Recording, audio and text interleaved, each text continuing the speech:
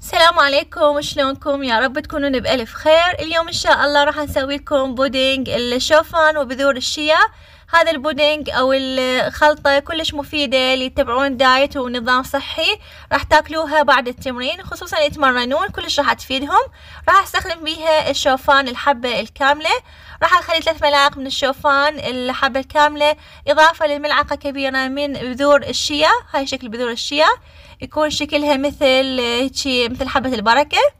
وراح استخدم كوب من حليب جوز الهند، واذا حبيتوا تستخدمون الحليب كامل الدسم عادي او الحليب البقري، بس حليب الجوز الهند كلش مفيد ويكون خفيف على المعدة. راح اضيفه على باقي المواد وحقلبه.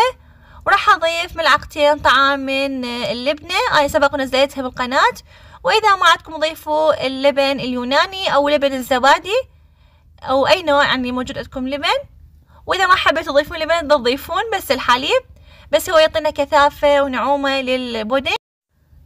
وهنا خليت نكهة الفانيلا، يعطينا شوية نكهة كلش طيبة للبودينج. والتحلية حسب ذوقكم، كنت تخلون عسل نحل او تخلون سكر الستيفيا.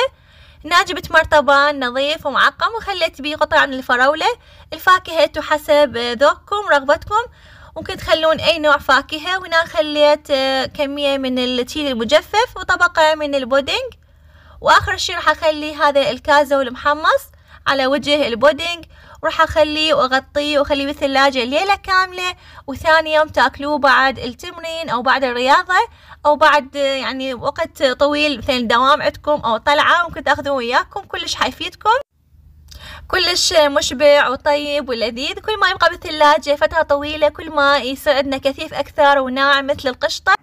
وطبعا بعد ما تاكلون هاي الوجبة ضروري تشربون مي هواية بعدها، لان المي كلش ضروري. الشوفان يحتوي على الياف عالية والشيا ايضا بيها الياف وبروتين عالي. لازم تشربون مي حتى يسهل هضمها بالامعاء، حتى ما يسبب لنا كسل او تلبك معوي. فلازم تشربون مي ضروري. كل مرة انا لازم اقول لكم هذا الكلام.